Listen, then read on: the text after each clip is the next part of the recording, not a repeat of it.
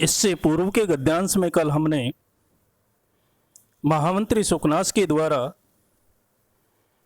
बताई गई लक्ष्मी की चारित्रिक विशेषताओं के बारे में अध्ययन किया था। उसी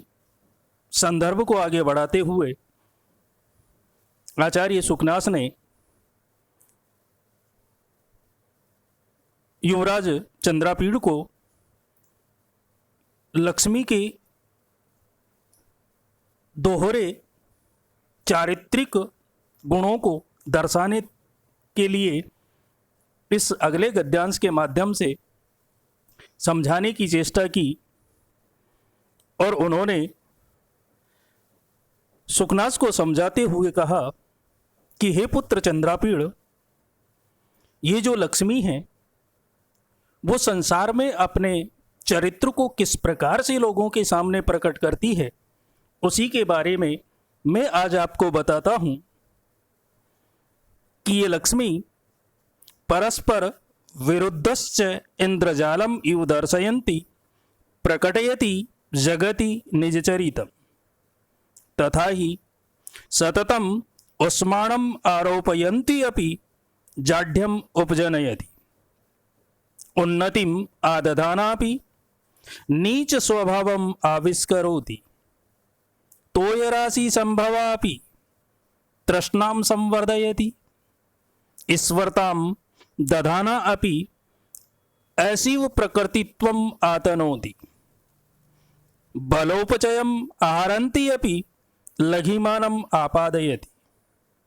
अमृत सहोदरी अपि कटु विपाका विग्रहवती अपि अप्रत्यक्ष दर्शना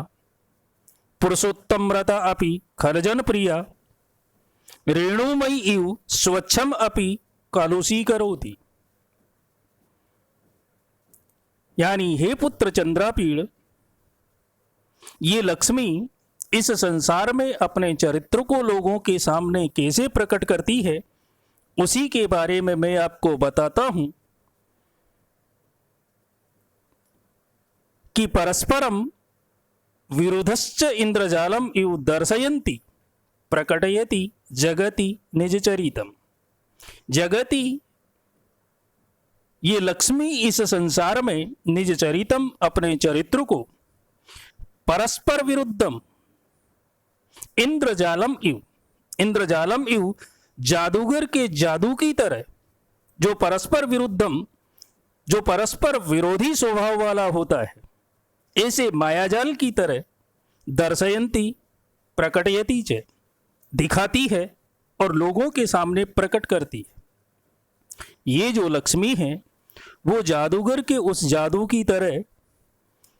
कि जो होता है वो दिखाई नहीं देता और जो दिखाई देता है वो होता नहीं।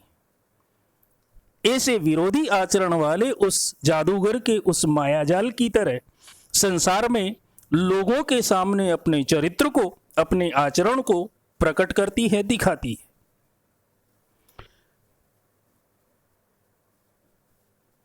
और इसीलिए तथा ही, जैसे कि उदाहरण के लिए मैं आपको बता दूं कि सततम उस्माणम आरोपयन्ति अपि जाढ्यम उपजनयति। सततम निरंतर रूप से उस्माणम आरोपयन्ति अपि गर्मी को बढ़ाती हुई भी जाढ्यम उपजनयति,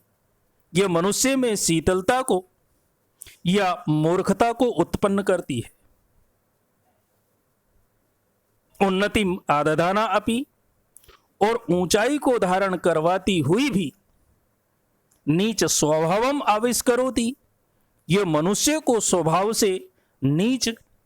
या दूषित बना देती है। उदाहरण के लिए उन्होंने बताया कि निरंतर रूप से आदमी के अंदर ये धन की गर्मी को तो बढ़ाती है, लेकिन मनुष्य को अत्यधिक मूर्ख भी बना देती है। ये व्यक्ति में उन्नति को तो लाती है, ये आदमी को संपत्ति से तो ऊंचा बना देती है, लेकिन उसके कर्म जो होते हैं वो नीचता से परिपूर्ण हो जाते। यानी मनुष्य का जो स्वभाव होता है वो दूषित या नीचता से परिपूर्ण हो जाता है। और यही कारण है कि तोय राशि संभवा अपि, ये जलराशि में अर्थात समुद्र में उत्पन्न हुई है, समुद्र से उत्पन्न होने वाली है, फिर भी तृष्णाम संवर्धयति, ये केवल प्यास को ही बढ़ाती है, अर्थात व्यक्ति में लालसा को बढ़ाने वाली है। ईश्वरताम दधाना अपि, ये ऐश्वर्य या प्रभुता को प्रदान करने वाली है, लेकिन उसके बावजूद भी ऐसिवम प्रकृतित्वम आतनोति, ये केवल व्यक्ति में अमंगल स्वभाव को ही फैलाने वाली है। बलोपचयम, और बल में आहरंती अपि, वृद्धि करने वाली होते हुए भी ये व्यक्ति को तो पैसे से बलवान बना देती है, लेकिन लघिमानम आपादयति, ये व्यक्ति को स्वभाव से तुच्छ या छोटा बना देती है। ये व्यक्ति के अंदर बल को तो उत्पन्न करती है, बल में वृद्धि तो करती है, लेकिन फिर भी मनुष्य को स्वभाव से छोटा या तुच्छ बना देती है। और यही कारण है कि ये लक्ष्मी कटु विपाका, परिणाम में बड़ी कड़वी या क्लेशकारी होती है। भले ही अमृत सहोदरा अपि, ये अमृत की सगी बहन हो, भले ही यह अमृत के साथ पैदा हुई हो, अमृत की सगी बहन हो, लेकिन फिर भी कटु विपाका, ये परिणाम में बहुत कड़वी या क्लेश को उत्पन्न करने वाली होती है। विग्रहवती अपि, ये शरीर को धारण करने वाली है, इसका शरीर है, लेकिन फिर भी अप्रत्यक्ष दर्शना, ये प्रत्यक्ष में दिखाई नहीं देती है। पुरुषोत्तम रता अपि, ये भगवान विष्णु में अनुरक्त रहने वाली है, अर्थात ये श्रेष्ठ पुरुषों से प्रेम करने वाली है, उत्तम व्यक्तियों से प्रेम करने वाली है, लेकिन फिर भी खलजन प्रिया, ये प्रेमिका तो दुष्टों की ही है, अर्थात ये दुष्ट व्यक्तियों के पास ही रहती है। और यही कारण है कि इस प्रकार के सारे दुर्गुणों की धूल को ये अपने अंदर समेटे हुए है कि रेणुमयी इव, धूल से सने हुए व्यक्ति के समान स्वच्छम अपि, कोई स्वच्छ चरित्र वाला व्यक्ति भी यदि इसके आलिंगन में फंस जाए तो कलुषी करोती, ये उस साफ सुथरे व्यक्ति को भी मेला कर देती है, उसको भी ये मलिन बना देती है, गंदा कर देती है। इसलिए हे पुत्र चंद्रापीड़, निश्चित रूप से ये जो लक्ष्मी है, ये लक्ष्मी इस प्रकार के स्वभाव वाली है कि ये लोगों के अंदर अपनी उन चारित्रिक विशेषताओं को इस प्रकार से थोपती है कि व्यक्ति इसके उस मोह में फंस करके और अपने आप को इसके अधीन कर देता है, और फिर ये उसे वैसे ही चलाती है जैसे ये चाहती है।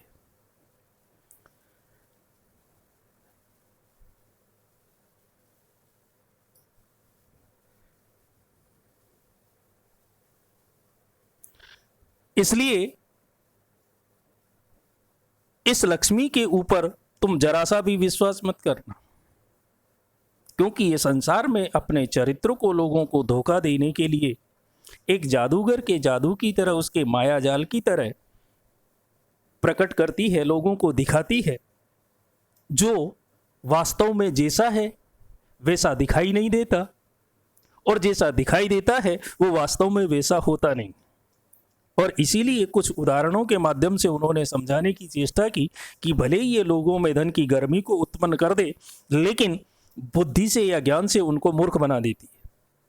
भले ही ये व्यक्ति को उन्नति प्रदान करे, लेकिन स्वभाव से उस व्यक्ति को नीच बना देती है, उसमें नीच स्वभाव का आविष्कार कर देती है।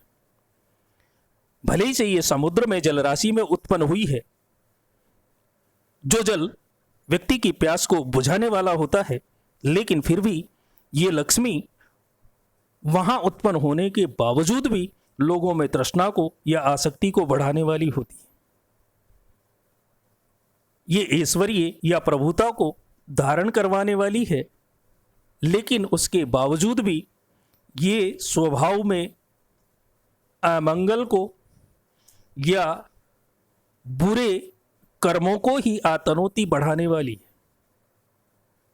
भले ये व्यक्ति में बल और शक्ति को उत्पन्न करने वाली है, उसको बल और शक्ति देने वाली है, लेकिन व्यक्ति के चरित्र से, उसके गुणों से ये उसको बहुत छोटा या लघु बना देती है, तुच्छ बना देती है।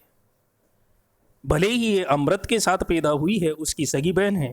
लेकिन ये अमृत की तरह मीठी नहीं, अपितु परिणाम में बहुत कड़वी होती है, अर्थात क्लेशकारी होती है। भले ही इसका शरीर है, ये शरीर के रूप में लोगों को दिखाई देती है, लेकिन फिर भी अप्रत्यक्ष दर्शना ये सचमुच में दिखाई नहीं देती। जैसे जादूगर के हाथ में रखा हुआ पत्थर भी हमें पेड़ा दिखाई देता है और पेड़ा भी पत्थर दिखाई देता है, ठीक वैसे ही इसका शरीर होने के बावजूद भी ये लोगों को दिखाई नहीं देती।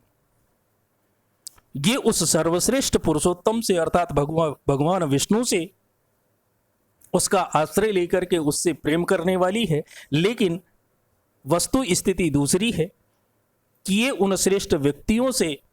भले ही आसक्ति रखने वाली हो, लेकिन प्रेमिका तो ये दुष्ट व्यक्तियों की ही होती है। और यही कारण है कि ये चारित्रिक गुणों से पूरी तरह से धूल में ऐसी सनी हुई है कि जिस किसी व्यक्ति का ये आलिंगन करती है, ऐसे उस स्वच्छ चरित्र वाले व्यक्ति को भी ये मैला कर देती है। उसी तरह से जिस तरह से धूल से दूषित वस्त्रों वाला व्यक्ति यदि किसी स्वच्छ व्यक्ति का आलिंगन कर ले तो उसको भी गंदा कर देता है। इसलिए हे पुत्र चंद्रापीड़, इस लक्ष्मी की इन चारित्रिक विशेषताओं को देखते हुए कभी भी इसके प्रति आसक्त होकर के इस पर विश्वास मत करना, इसके चंगुल में फंसने की चेष्टा मत करना, क्योंकि ये लोगों को खुले आम धोखा देती है। सब लोग इसके चरित्र से अच्छी तरह से वाकिफ हैं, सब इसके चरित्र को जानते हैं, लेकिन उसके बावजूद भी इसके मोह में फंस करके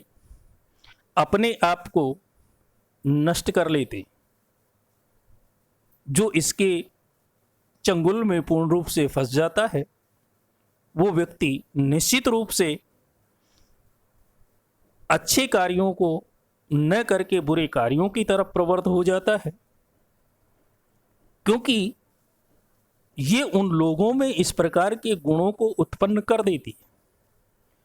व्यक्ति स्वभाव से ही इस प्रकार का हो जाता है, और इसलिए इन सारी चीज़ों से इस युवावस्था के अंदर अपने आप को बचाने की चेष्टा करना, इन सारी चीज़ों से अपने आप को दूर रखना, तभी जाकर के तुम एक अच्छे राजा के रूप में अपनी प्रजा के अंदर कल्याण को प्राप्त कर सकते हो। इसके बाद सुकनास ने इस लक्ष्मी की और अन्य चारित्रिक विशेषताओं के बारे में वर्णन किया है कि किस तरह से जैसे जैसे ये व्यक्ति के पास अपार रूप से बढ़ती है, वैसे वैसे व्यक्ति में किस किस प्रकार के परिवर्तन आते हैं। उन सारी चीज़ों को हम कल के व्याख्यान में पढ़ेंगे। तब तक के लिए आप सभी को नमस्कार। कल फिर मिलते हैं।